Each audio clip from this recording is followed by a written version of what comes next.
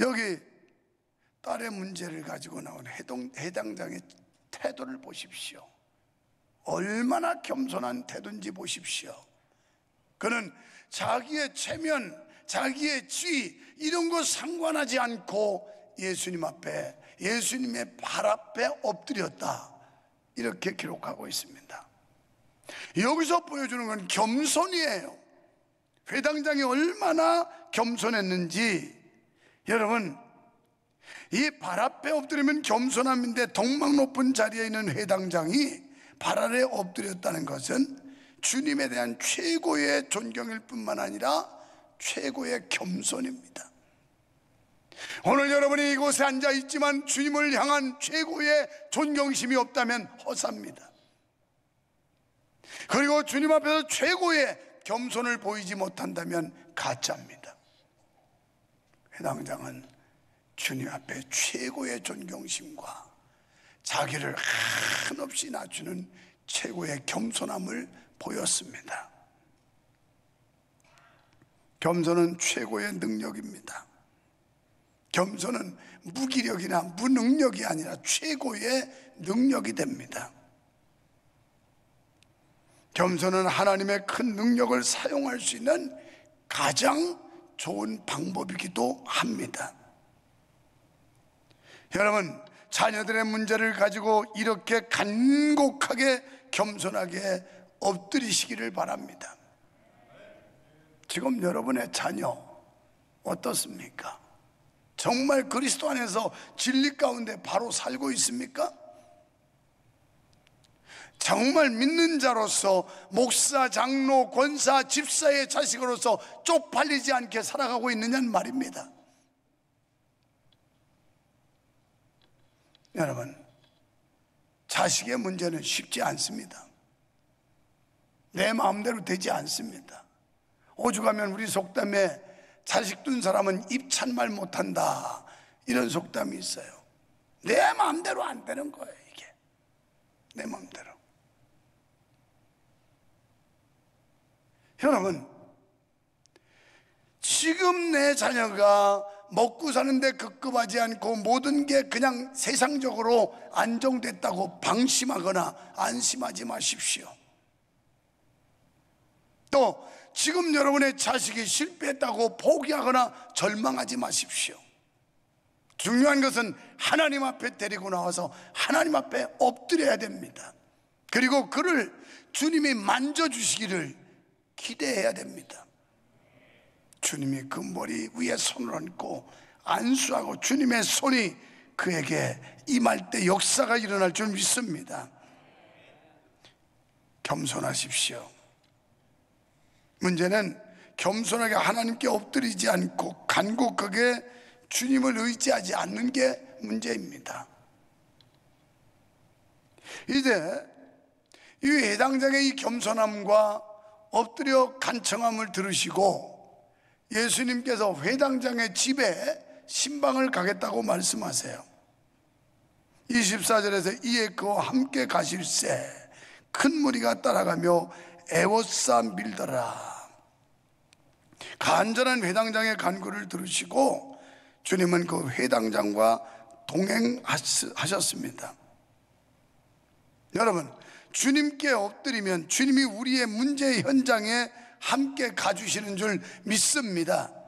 오늘도 예배를 마치시고 우리에게 문제가 있는 곳으로 주님이 함께 가시는 이런 은혜를 체험하시기를 축원합니다.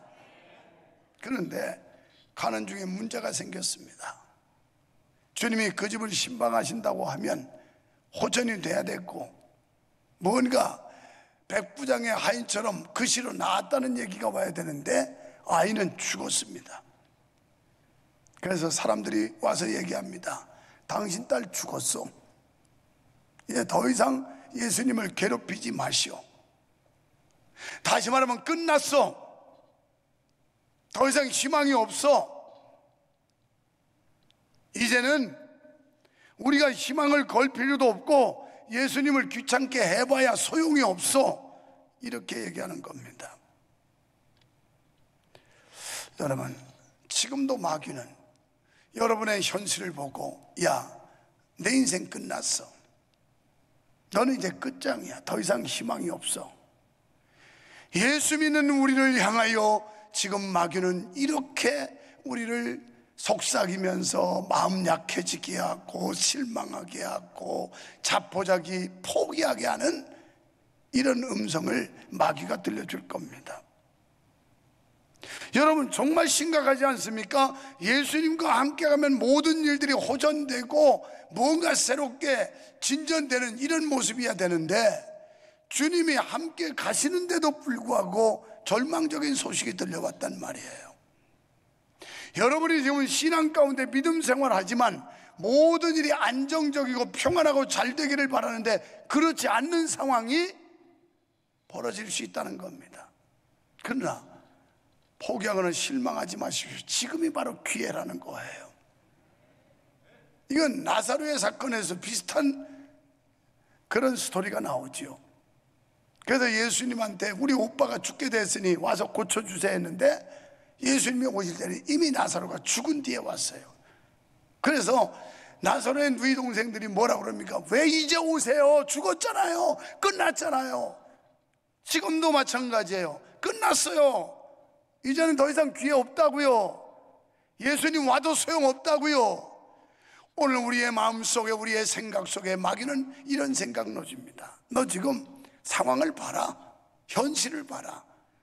너는 더 이상 희망 없어. 더 이상 기대할 거 없어. 끝났어. 포기해. 이렇게 말합니다. 그런데 예수님은 뭘 하시죠? 지금 이렇게 절망적인 비보를 들려주는 상황에 예수님께서는 회당장에게 두려워하지 말아라. 저 사람들 이야기 듣고 너 두려워하지 말아라. 그냥 믿기만 해라. 이게 예수님이 주시는 말씀이었어요. 두려워 말고 믿기만 하라. 소녀의 죽음을 알린 사람들은 더 이상 주님을 모시고 집에 갈 필요가 없다고 말합니다. 이제는 장례식이나 치르자고 합니다. 그러나 주님은 뭐라고 하셨어요? 36절에서 예수께서 그 하는 말을 곁에서 들으시고 회당장에게 이르시되 두려워하지 말고 믿기만 하라. 여기서 우리는 중요한 포인트를 하나 찾아야 됩니다. 주님은 그 사람들의 이야기를 들으셨다는 겁니다. 오늘 여러분, 우리가 믿는 주님은 우리의 소리를 들으시는 줄 믿습니다. 우리의 찬양도 받으시는 줄 믿습니다. 그래서 언제나 주님을 의식하고 주님이 우리를 보고 듣고 계시다는 걸 인식하고 살아야 되는데 그렇지 않다는 거예요. 그래서 예배만 끝나고 세상 나가면, 그리고 당사자가 앞에만 없으면 우리는 오만 소리 다 합니다. 그래서 불평과 원망, 비판과 비난, 조롱과 중상모략, 이런 거 주님이 다 들으신다는 거예요. 다 듣고, 여러분이 집안에서 은밀하게 하는 얘기도 주님이 다 듣고 계시다는 거예요. 지금 주님이 그들이 하는 말을 들으셨다 이렇게 말씀하잖아요. 우리는 성경을 이렇게 이해하고 있습니다. 히스기야가 기도할 때 선전 보문을 갖다 강단에 놓고, 눈을 지으신 여호와여 보시옵소서, 귀를 지으신 여호와여 저 악한 대적들의 소리를 들으시옵소서, 그러면서 기도하지 않습니까?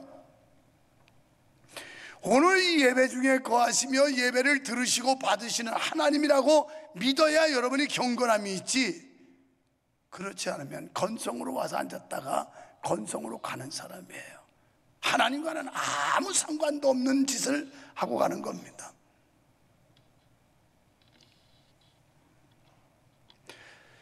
그러면서 두려워하지 말고 믿기만 하라. 여러분, 믿음은 놀라운 일을 이루게 되는 겁니다. 믿음. 저는 지난주도 컨디션이 참 신체적 컨디션이 나빴습니다만은 그래도 하도 강연을 영상으로 보내달라고 그래서 금요일 날 아픈 몸을 가지고 동영상 강의를 했습니다. 그걸 듣는 사람들은 다 목회자들이에요. 내가 이런 얘기 했습니다. 여러분, 우리 목사들이 솔직히 말해서 성도보다 믿음이 없을 때가 더 많습니다. 사실 나는 그렇게 인정해요. 고백해요. 왜? 내가 목사로서 기도해달라는 사람들한테 기도를 해주지만 정말 확신과 자신감, 분명한 믿음 가지고 하느냐, 그냥 내가 목사이기 때문에 예수의 이름으로 하는, 이렇게 반신반의하는 기도도 참 많다는 거예요. 그런데 그 기도를 받는 성도는 믿음 가지고 우리 목사님이 예수님의 이름으로 주의 종이 안수기도 하면 난 나을 거야, 이런 믿음 가지고 받아요. 그런데 주님은 그들의 믿음을 보시는 거예요. 그래서 믿음이 큰 사람일수록 겸손합니다. 집에 가니까 어땠어요? 사람들이 이미 심히 울고 통곡했어요. 소장났습니다. 벌써 집 앞에 예수님 모시고 하니까 들려오는 소리가 곡소리예요. 지금 곡소리 난 겁니다. 그 사랑하는 외동딸, 무남 동료 12살 먹은 딸이 죽었으니 얼마나 슬펐겠어요. 막 곡소리가 나요. 주변 사람들이 문제입니다. 지금 예수님은 회당장에게 두려워하지 말고 믿기만 하라고 그러는데 주변 사람들이 분위기를 슬픈 분위기로 만들었어요. 곡소리 내고 있어요. 사랑하는 여러분, 믿음의 사람은 슬픈 가운데서도 기쁨을 만들어냈고 절망 가운데서 소망을 만들어내는 사람이 믿음의 사람인 줄 믿으시길 바랍니다. 그러니까 이들은 울고 통곡하며 소란한 초상집을 만들어 버렸어요. 그리스도인은요, 초상집에서도 천국의 소망을 만드는 사람입니다. 소망을 주고 격려를 하고 고무시키지 못한다면 차라리 잠잠히 있는 게 낫습니다. 지금 교회가 몰라버리만큼 지금 생동력, 역동적으로 움직이고 있는데 여러분이 거기에 분위기 탈 줄 모르거든 그냥 입 닫고 있는 게 은혜입니다. 입 닫고 있는 게. 쓸데없는 소리 해가지고 복을 쏟지 말고 은혜 쏟지 말고 그냥 입 닫고 계세요. 여러분이 동의할 수 없고 여러분이 함께 할 수 없다면 그냥 입 닫고 계세요. 뭐 그때나 뭐 우리 교회가 어쩌고 저쩌고 이딴 소리 하지 말고. 그래서 소망을 주고 격려하고 고무시키지 못하면 차라리 입 닫고 있는 게 난데 조용히 있고 입을 다무는 것이 낫습니다. 주님께서 정리해 주셨어요. 조용하게 하셨어요. 조용해라, 조용해라. 너희들 분위기 망치지 말고 조용해라. 지금 이 아이는 죽은 게 아니라 잔다. 이러면서 조용해라. 마찬가지. 마귀는 자꾸 작당을 합니다. 마귀는 조장을 합니다. 그래서 우리를 부추깁니다. 그래가지고 마귀는 지가 좋아하는 대로 교회를 끌고 가려고 교란시켜요. 오늘 여기 보십시오. 예수님께서 너희들 잠잠해라, 얘기하지 말아라. 이 아이는 죽은 게 아니다, 잔다. 그랬더니 뭐라 그래요? 삐죽삐죽 웃어요. 또 비웃었더라 이렇게 말해요. 예수님이 하시는 말씀을 비웃더라. 여러분, 예수님이 하시는 일도 비우는 자가 생겼는데 우리가 하는 일에 비우는 사람이 없겠습니까? 저 교회 밖에 불신자들이 교회를 비웃지 않겠습니까? 두려워할 거 없어요. 우리가 크게 잘못해서 비웃음 당하는 게 아니에요. 예수님은 그런 기사와 기적과 역사를 행하는데도 비웃음 당했어요. 그거 두려워할 거 없어요. 여러분이 교회 헌신하다가 혹연이라도 누가 비웃거든 무시해버려. 그냥 깔아뭉개고 가. 깔아뭉개고. 그게 사는 길이야. 그게 사는 길이야. 그게 복 받는 길이야. 그래서 예수님께서는 죽은 게 아니라 자는 거다. 예수님 앞에는 죽음도 그냥 자는 것밖에 안 돼요. 그냥 깨우는 것밖에 안 돼. 그까짓 거. 우리가 생각할 때 죽음은 불가능하고 살리는 게 불가능하지, 부활의 신앙을 가진 사람은 지금 어떤 절대절명의 상황 속에서도 주님이 나에게 개입하시고 관심 갖고 역사하시면 할 수 있다고 하는 그 소망과 믿음을 가져요. 주님께는 죽은 자를 살리는 것이 자는 자를 깨우는 것처럼 쉬운 일인 줄 믿습니다. 주님 안에서는 아무리 어려운 일도 쉽습니다. 부활을 전제할 때 죽은 자를 잔다고 표현하셨어요. 요한복음에 나오는 나사로를 살리실 때도 주님은 우리 친구 나사로가 잠들었다, 나사로를 깨우러 가자, 이렇게 말씀하셨어요. 우리가 육적으로는 죽지 않았지만 영적으로 자는 것은 죽은 것입니다. 2023년 영적으로 지금 죽은 자들이 벌떡벌떡 일어나고 있어요.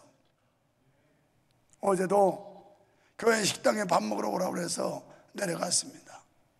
그랬더니 그냥 푸세통을 놓고 사람들이 얼마나 많은지, 그래 이거 뭐냐고 그랬더니 이번 성탄 부활절 칸타타를 3개 중창단이 하는데, 그래서 아이고 인원이 너무 좀 쓸쓸하지 않냐고 그랬더니 노영일 집사님이 하는 얘기가, 목사님 3개 중창단만 모아도 굉장히 이 성가대 이름보다 더 많아요.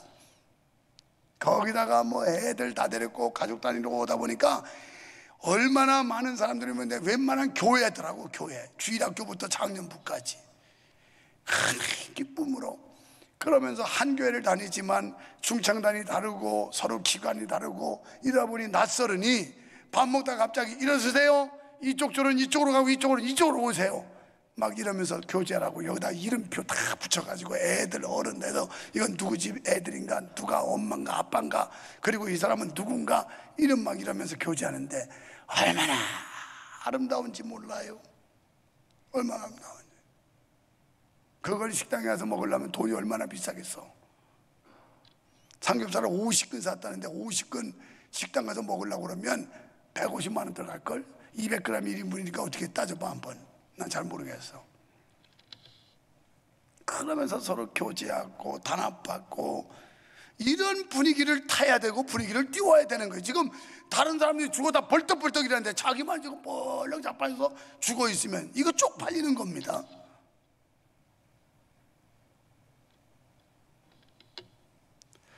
주님이 우리의 자고 있는 모습을 안타까워하지 않을까요? 육체는 살아있지만 영적으로 지금 잠들어 있는 우리를 보고 주님이 얼마나 안타까워하실까요? 잠에서 깨어나야 할 줄로 믿습니다. 그래서 죽은 소녀를 향해 주님은 명령하셨습니다. 41절에서 달리다곰, 번역한지 내가 내게 이르노니 소녀야 일어나라. 여기서 제가 소녀를 빼고 성도여 일어나라, 이렇게 제목을 바꾼 겁니다. 오늘 지금도 살아있지만 영적으로 죽어있는 우리를 향하여 주님은 말씀하십니다. 달리다곰, 성도야 일어나라. 일어나라. 죽었던 자리에서 일어나라는 겁니다. 오늘 이 음성이 들려주시기를 축원합니다. 소녀에게 명령하신 주님, 바람과 바다도 명령하셨고 귀신에게도 명령하셨습니다. 42절의 소녀에 대한 명령이 즉각적으로 효과를 발휘했습니다. 주님이 우리의 죽음의 현장 같은 절망과 슬픔과 아픔의 현장에 오셔서 죽은 것 같은 우리의 현실을 일으켜 세우실 것을 믿으시기를 축원합니다. 우리를 일으키시고 살리시는 주님의 음성을 들으십시오. 이 시간 그냥 건성으로 왔다 가지 말고 이 음성, 달리다곰, 성도야 일어나라. 달리다곰, 소녀야 일어나라. 목사야 일어나라. 장로야 일어나라. 권사야 일어나라. 집사야 일어나라. 성도야 일어나라. 지금 이게 오늘 이 시간 죽어있는 우리를 향한 주의 음성으로 들려져야 그 사람이 바른 믿음의 사람이에요. 아이고 도대체 내가 일어났으니까 왔지 왜 이렇게 올해는 맨 일어날 소리만 해? 아직도 안 일어나고 죽어 있어서 깨우려고 일어나라 그러는 거예요. 나도 힘들어. 예레미야 그냥 시리즈로 가면 쉬워. 그런데 여기에 많은 제목 본문 찾아가지고 설교하는 거 나도 힘들어. 근데 깨워야 되겠다는 말이에요. 일어나켜야 되겠다는 거예요. 야 일어나, 새끼야 일어나. 깨워야 되겠단 말이에요. 일어나시기 바랍니다. 일어나자고. 지금 우리 성도들이 벌떡벌떡 벌떡벌떡 일어나고 있어요. 지금 벌떡벌떡. 여러분 잠자고 있는 사이에 우리 성도들은요 지금 벌떡벌떡 일어나서 지난 금요일 날도 기록경신했어요. 얼마나 많은 성도들이 모였는지. 은혜가 넘쳐요. 은혜가 넘쳐. 이런 방국에 부리기도 못하고 그냥 퍼져가지고 있는 게 이게 쪽팔린 거야. 알겠어요? 달리다금 주님이 이 시간 말씀하십니다. 기도의 잠에서 깨라고, 전도의 잠에서 일어나라고, 말씀을 묵상하며 영적으로 풍성해지라고 주님은 달리다금 일어나라 말씀하시는 줄 믿습니다. 12살 소녀 아직 꿈이 있는데 앞길이 창창한데 죽었어요. 지금 우리는 영적으로 아직 힘이 있는데 못한다고 말하고 시도해보지도 않고 주저앉아 있다면 이 시간 일어납시다. 꿈꾸지 못하면 죽은 자입니다. 소망을 잃은 자는 죽은 자입니다. 일어설 뿐 아니라 우리도 이 세상에 죽은 것 같은 사람과 사회를 깨워야 된단 말이에요. 베드로와 요한처럼 손잡아 일으키는 것처럼 교회 구석구석에 아직도 일어나지 못하고 죽어있는 사람들 예수의 이름으로 찾아가서 그들을 일으켜 세워야 된다는 거예요. 일어나라, 일어나라. 지금 때가 오는 때인데 일어나자, 함께 가자. 예수님께서 제자들에게 일어나자, 함께 가자 하신 것처럼 막 깨우는 이런 역사가 있기를 축원합니다. 죽은 것은 아닌데 이 세상 것에 취해서 잠자는 정신을 잃고 비전을 잃고 해야 할 일이 무엇인지 일어나지 못하는 우리의 젊은이들, 청소년들을 깨워야 합니다. 주님이 일으켜 주시도록 주님께 기도하고 주님을 손잡고 우리의 자녀들에게 갑시다. 여기 회당장이 주님한테 우리 집에 가서 내 딸 죽었으니 살려주세요, 내 딸 중병에 걸렸으니 살려주세요 하고 주님을 모셔간 것처럼 여러분의 가정에 지금 살아있다 하지만 죽어있는 그 여러분의 자녀들, 이들을 살리기 위해서 주님을 모시고 가야 합니다. 그리고 주님의 손을 대신하는 우리의 삶이 되시기를 주님의 이름으로 축원합니다. 축원합니다.